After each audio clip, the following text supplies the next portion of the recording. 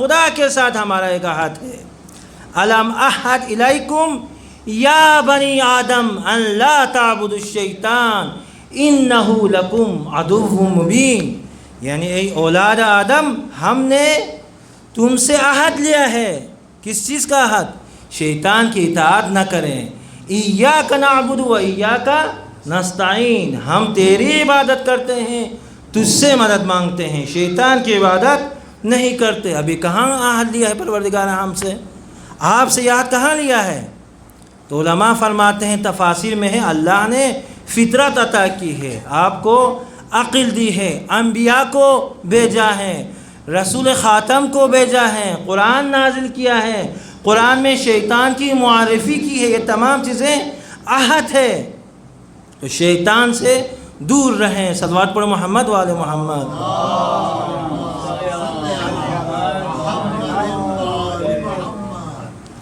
قرآن میں ہے، پروردگار عالم نے بنی اسرائیل کے علماء سے عہد لیا۔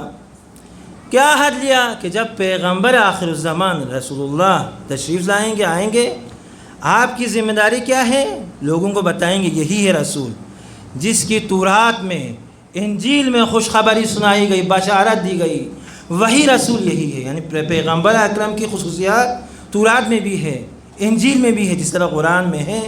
ابھی ہم تبلیغ کر رہے ہیں امام زمان کی، آپ بھی تبلیغ کر رہے ہیں۔ علائم یہ ہے، امام آنے سے پہلے یہ علائم رونما ہوں گے، یہ علامتیں ہیں، یہ نشانیاں ہیں۔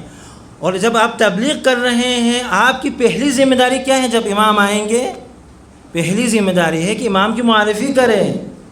تو بنی اسرائیل کے، یہودیوں کے اور مسیحیوں کے علماء سے یہ عہد لیا تھا، بنی اسرائیل کے علماء سے۔ اذ اخذ اللہ میثاق الذین اوتوا الکتاب، یہ صاحبان کتاب بنی اسرائیل، ان سے، ان کے علماء سے عہد لیا تھا، جب رسول تشریف لے کے آئیں گے، جب رسول خدا آئیں گے، پیغمبر خدا، پیغمبر کی معرفی کرنا، پیغمبر کا تعارف کرنا، لوگوں کو یہ بتا دینا پیغمبر یہی ہے۔ امام باقی فرماتے ہیں، تورات میں، انجیل میں 60 جگہوں پر اسلام کی بشارت، اسلام کی خوشخبری اور پیغمبر خدا کے آنے کی خوشخبری تورات اور انجیل 60 جگہوں پہ آئی ہوئی ہے۔ لیکن بنی اسرائیل نے انکار کیا، جب پیغمبر خدا آئے انکار کیا۔ کیوں؟ ان کے مفادات خطرے میں پڑ گئے ہیں۔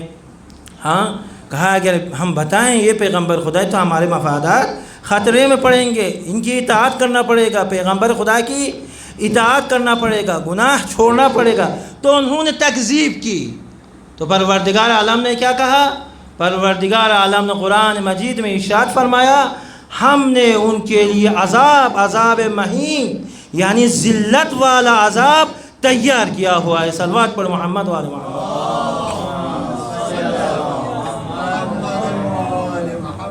بدر کی جنگ میں، اب جنگ ختم ہو گئی، اس کے بعد کچھ لوگ آئے پیغمبر کی خدمت پہ، یا رسول اللہ ہمیں پتہ نہیں چلا، اب افسوس ہے، صد افسوس، جنگ ختم ہوئی اور ہم نے شرکت نہیں کی، اور یہ توفیق، اس عظیم توفیق سے ہم محروم ہو گئے۔ تو پیغمبر نے فرمایا مسئلہ نہیں ہے، یہ کفار، یہ کافر، یہ مشرک ہمیں نہیں چھوڑیں گے، دوبارہ جنگ کریں گے، ہاں مسلمانوں سے دوبارہ جنگ کریں گے، اگلی جنگ میں ضرور شرکت کرنا۔ تو انہوں نے عہد کیا، وعدہ کیا، ہم شرکت کریں گے۔ اب دوسری جنگ میں، جنگ احد میں کچھ لوگ آئے، انہوں نے جنگ میں شرکت کی اور شہید ہو گئے۔ تو یہ آیت نازل ہوئی، من المؤمنین رجال صدقوا ما عاہدوا اللہ، مومنین میں سے کچھ رجل ہے، رجل مرد ہے، رجل رجال کا لفظ وہاں استعمال ہوتا ہے جہاں نڈر، شجاع، بہادر لوگ ہوتے ہیں، یعنی کچھ لوگ ایسے ہیں جنہوں نے اپنی عہد پر وفا کی اور وفا کر کے میدان میں آئے، جنگ کی، شہید ہو گئے۔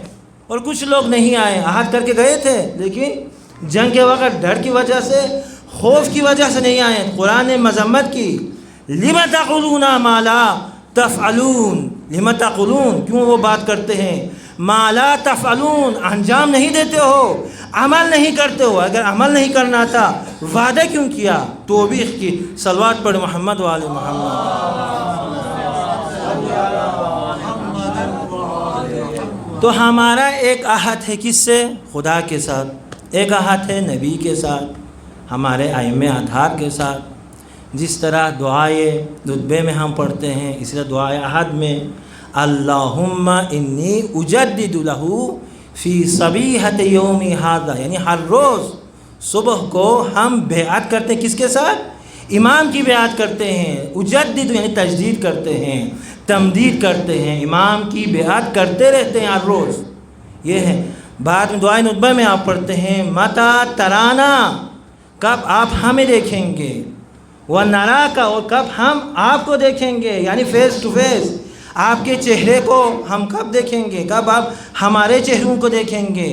وہ دن کب آئے گا جب آپ تشریف لائیں گے؟ امام زمانہ سے یہی مخاطب کر کے یہی کہہ رہے ہیں نا، آپ کب تشریف لائیں گے، ہم کب آپ کے چہرے مبارک کو دیکھیں گے اور آپ حکم فرمائیں گے، آپ دستور دیں گے، آپ آرڈر دیں گے اور ہم لبیک کہیں گے، وہ دن کب آئے گا؟ امام صادق کے زمانے میں عبداللہ ابن صلوات پر محمد و آل محمد پر عبداللہ ابن یعفور دنیا سے چلے گئے ہیں، مفضل امام کی خدمت میں آیا تو امام صادق نے کیا فرمایا؟ مفضل، آپ کو معلوم ہے عبداللہ ابن یعفور نے ہم سے، ائمہ سے، اہل بیت سے عہد کیا ہوا تھا، اور آپ کی گردن پر بھی یہ عہد ہے، امام کے ساتھ عہد ہے۔ اب وہ عہد کیا ہے؟ امام کی معرفت حاصل کرنا، یہ واجب ہے، واجب عینی، کفائی نہیں۔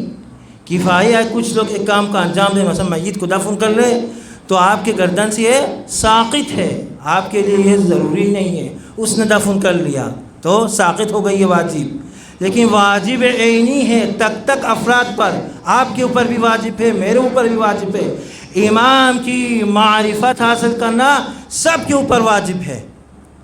اب یہ نہیں کچھ لوگ دعویٰ کرتے ہیں توحید کا، آپ امامت کو چھوڑ کر آپ توحید کی طرف جانا چاہیں نہیں پہنچ سکتے ہیں۔ اس کا نتیجہ کیا ہوتا ہے؟ نفاق ہوتا ہے، نتیجہ گمراہی ہے، نتیجہ ضلالت ہے۔ آپ دیکھیں سعودی عرب کو توحید کا دعویٰ کر رہے ہیں، اب تک دیکھیں آپ مطالعہ کریں، اب تک جب بھی اسلام خطرے میں پڑا ان کی طرف سے کوئی ریئیکشن نہیں آیا، کوئی بیان نہیں آیا۔ طاغوت کے خلاف اب تک سعودی عرب نے ایک مرتبہ گولی نہیں چلائی ہے۔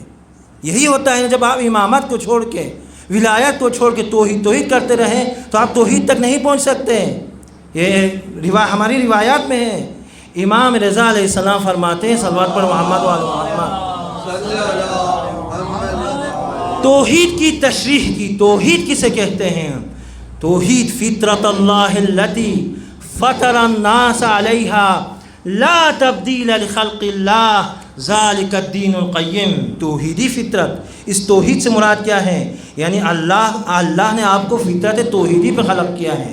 کس فطرت پر؟ توحیدی فطرت پر۔ اب اس سے مراد کیا ہے؟ توحید سے مراد کیا ہے؟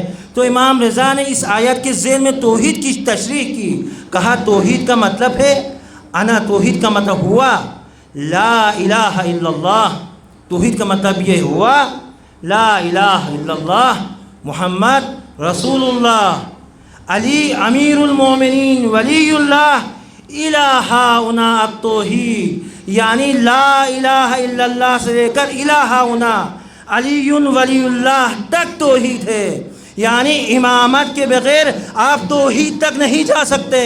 توحید کو اگر سمجھنا ہے آپ کو امام کے در پہ، ولی کے در پہ آنا ہوگا۔ صلوات پڑھیں محمد و آل محمد پر۔ جس طرح حدیث سلسلۃ الذہب میں یہ پورا سلسلہ ذہب پہ سونے کا ہے، ذہب سے مراد سونے کا ہے، یعنی راوی امام رضا ہیں۔ امام رضا نے کس سے نقل کیا ہے؟ امام کاظم سے۔ امام کاظم نے امام جعفر صادق سے، امام جعفر نے امام محمد باقر سے، امام سجاد سے، امام حسین سے، امام علی سے، اور امام علی نے پیغمبر سے، پیغمبر نے اللہ سے یہ روایت کی ہے۔ اس میں کیا ہے؟ کلمۃ لا الہ الا اللہ۔ امام رضا فرماتے ہیں مشہور و معروف حدیث سلسلۃ الذہبیہ، کلمۃ لا الہ الا اللہ حصنی، یہ کلمہ لا الہ الا اللہ، یہ توحید ایک عظیم قلعہ ہے۔ فمن دخل حصنی امن امین، عذابی جو بھی اس قلعے میں داخل ہوگا وہ عذاب سے محفوظ ہوگا، لیکن بشرطہا و شروطہا و انا من شروطہا، لیکن شرط ہے، شروط ہے، اور اس کی ایک شرط ولایت ہے، امامت ہے۔ یعنی اگر توحید میں قلعے توحید میں داخل ہونا ہے. اگر آپ کو قلعہ توحید میں جانا ہے تو ولایت کے بغیر، امامت کے بغیر آپ اس قلعے میں نہیں جا سکتے. تو کوئی قلعہ توحید میں نہیں جا سکتا. راستہ کیا ہے؟ ولایت. ولایت باب اللہ ہے، ولایت نور اللہ ہے، ولایت طریق الی اللہ ہے، ولایت سبیل اللہ ہے. اسی لیے پیغمبر خدا نے فرمایا یا علی انت والاوصیاء من فضلک اعراف. عجیب جملہ ہے. آپ اور آپ کے بعد آنے والے تمام ائمہ اطہار اعراف ہے. صلوات پر محمد و علی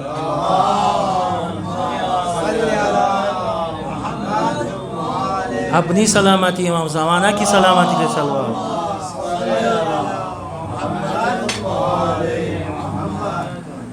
اعراف ہے. اعراف کا مطلب کیا ہے؟ یعنی لا یعرف اللہ الا بسبیل معرفتکم، یعنی اللہ کی معرفت نہیں ہو سکتی مگر آپ کے توسط سے اور ائمہ اطہار کے توسط سے. لا يدخل الجنہ الا من عرفکم ولا يدخل النار الا من انکرکم. جنت میں کوئی نہیں جا سکتا مگر وہ شخص جس نے علی کی، امام کی، ولی کی معرفت حاصل کی ہے. اور جہنم میں کوئی نہیں جا سکتا الا من انکرکم، جس نے علی کا، ولی کا، امام کا، ائمہ اطہار کا انکار کیا اسے منہ کے بل جہنم میں ڈال دیا جائے گا. تو یہ ہے جہنم میں کون جائے گا؟ منکر علی، مبغض علی، جس نے علی کا انکار کیا، ولی کا انکار کیا، امامت کا انکار کیا، اہل بیت کا انکار کیا، تو اس کی جگہ جہنم ہے. اور جس نے آپ کی معرفت حاصل کی، علی کے در پہ، امام کے در پہ اپنا سر جھکا دیا، وہ توحید تک پہنچ سکتا ہے. صلوات پڑھ محمد و آل محمد.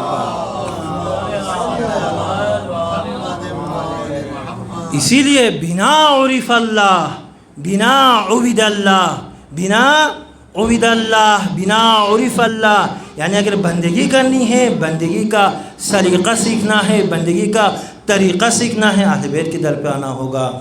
امام کے بغیر آپ بندگی بھی نہیں کر سکتے. توحید تک جانا ہے پہلا بندگی کرو. بندگی بھی امام کے بغیر، ولی کے بغیر آپ نہیں کر سکتے. بندگی کا طریقہ کیا ہے، بندگی کا سلیقہ کیا ہے، یہ امام فرماتے ہیں. اور بنا عبد اللہ، ہمارے توسط سے بندگی ہوتی ہے. بنا عرف اللہ، اللہ کی معرفت اور اللہ کی شناخت ہمارے اہل بیت کے توسط سے معرفت ہوتی ہے. بنا دیکھیں تصریح کی، بنا وحد اللہ، اللہ کی وحدانیت تک آپ نہیں پہنچ سکتے. بنا اگر پہنچے تو اہل بیت کے توسط سے، ہم ائمہ اطہار کے توسط سے پہنچ سکتے ہیں. صلوات پڑھ محمد و آل محمد پر.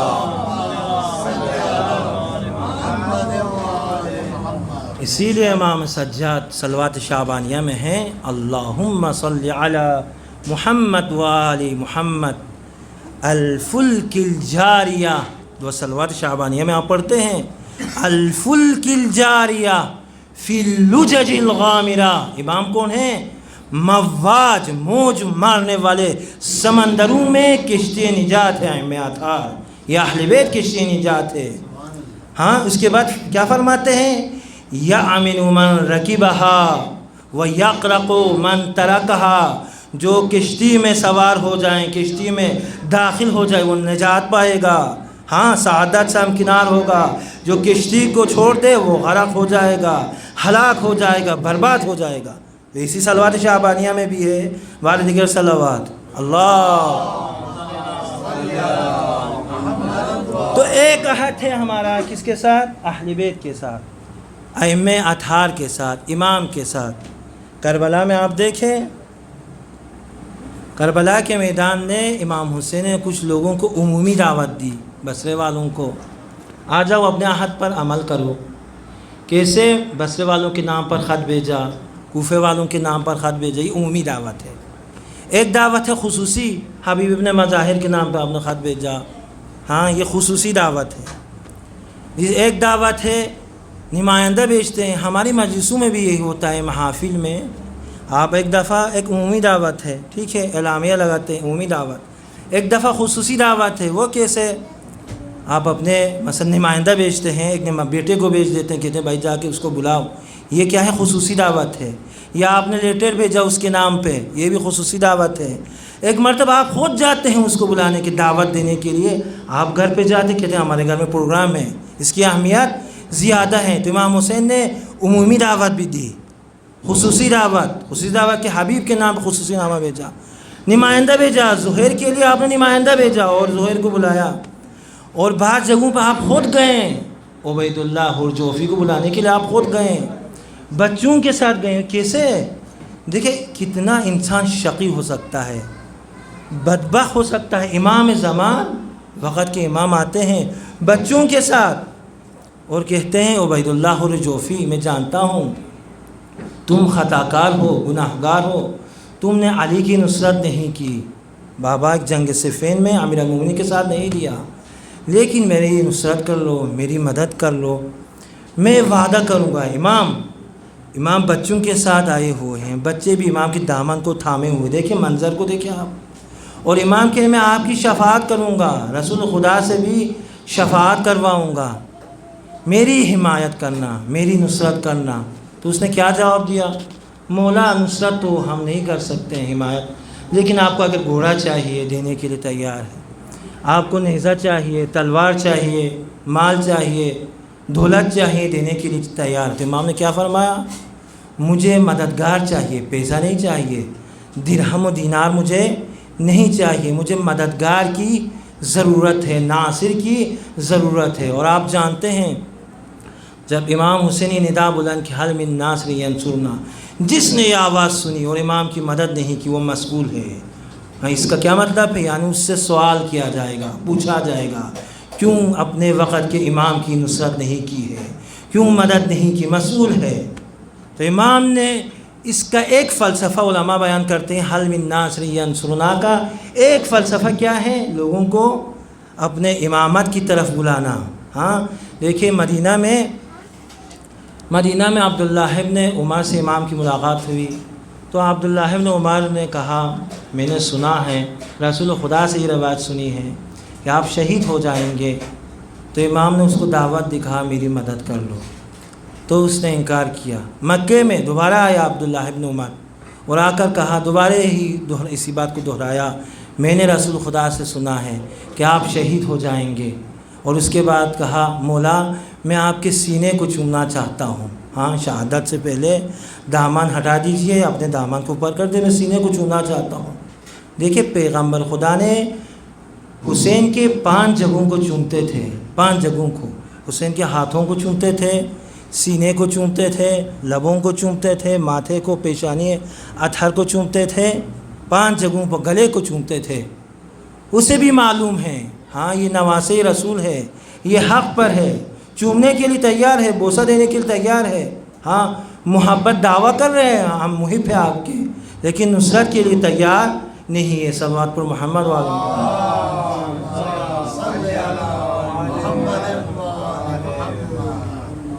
تو کچھ لوگوں نے ساتھ دیا، امامت کے ساتھ جو عہد تھا، جو وعدہ تھا، اس پر وفا کی. ان میں سے کون ہیں؟ ان میں سے ایک شخصیت جون ہے، ان میں سے ایک شخصیت نافع ہے، نافع ابن الہ. امام نے فرمایا رات کی تاریکی ہے نافع، آپ چلے جاؤ یہاں سے. تو نافع نے کیا کہا؟ مولا میں آپ کی نصرت کو چھوڑ کر اپنے عہد کو جو آپ کے ساتھ ہے، امامت کے ساتھ جو عہد ہے، اس عہد کو، اس وعدے کو چھوڑ کر میں کیسے جا سکتا ہوں؟ جون سے کہا آپ چلے جاؤ، رات کی تاریکی ہے، آپ چلے جاؤ. تو اس نے کہا مولا میں نہیں جاؤں گا، جب تک اپنی جان کو آپ کے اوپر نثار قربان نہیں کروں گا میں یہاں سے نہیں جاؤں گا. دیکھیں ساتھ دینے والے بھی ہیں. صلوات پر محمد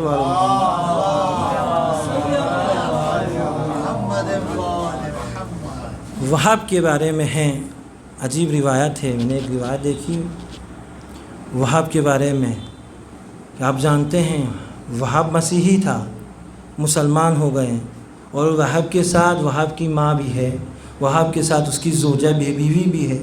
اور وہاب کو یہ معلوم ہے کہ شہید ہو جائے گا اور اس کی زوجہ اسیر ہو جائے گی، یہ بھی معلوم ہے. تب بھی زوجے کو بھی لے کے جا رہے ہیں، اپنی ماں کو بھی ساتھ لے کے جا رہے ہیں. دیکھیں کیا منظر ہے. اور شادی کر کے 17 دن بھی نہیں ہوا ہے۔ تعجب کی بات یہ ہے، روایت کے مطابق زفاف کو، شادی کو 17 دن ہوا تھا۔ اب دیکھیں امام کی نصرت کے لیے نکلے ہیں، وہاں مسلمان ہو کے نکلے ہیں۔ دیکھیں ہر کوئی کربلا نہیں جا سکتا، اب بھی کربلا جانے کے لیے توفیق چاہیے، ہاں خدا کی طرف سے توفیق ہے۔ تو یہ مسیحی ہے، مسلمان ہوا اور اپنی ماں کو لے کے، بیوی کو لے کے امام کی رکاب میں شہید ہونے کے لیے تیار ہیں۔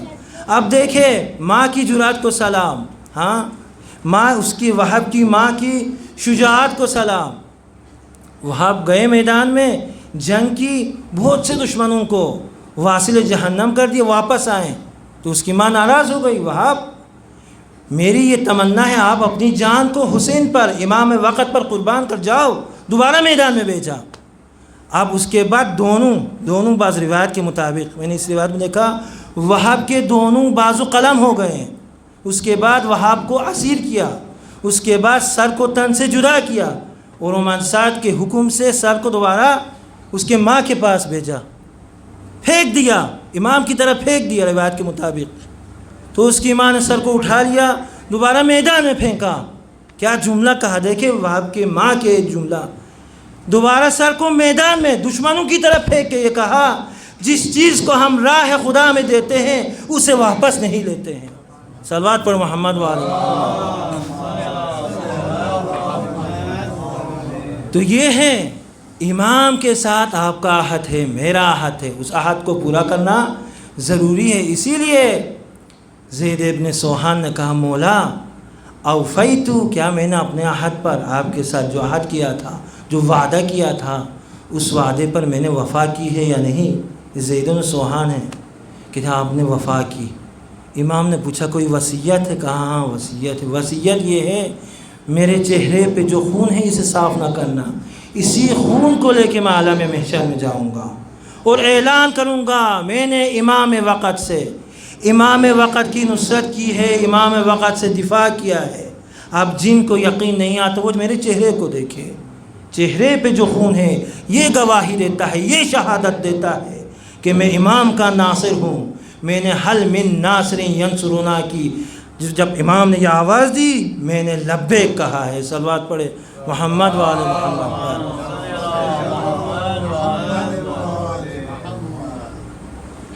کربلا ایک عظیم مکتب ہے۔ آپ دیکھیں ایران کے انقلاب میں کتنی قربانیاں دی، یہ سب کہاں سے پیغام لیا تھا؟ کربلا سے۔ حسین فامیدہ 13 سال کا نوجوان ہے، ہاں بم لے کے ٹینک کے نیچے اپنے آپ کو گرا دیا اور ٹینک کو اڑا دیا۔ کس سے پیغام لیا تھا حسین فامیدہ نے؟ قاسم سے، قاسم ابن حسن سے پیغام لیا تھا۔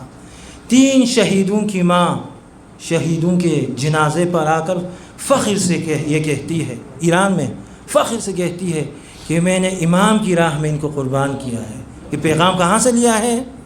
مکتب عاشورہ سے لیا ہے۔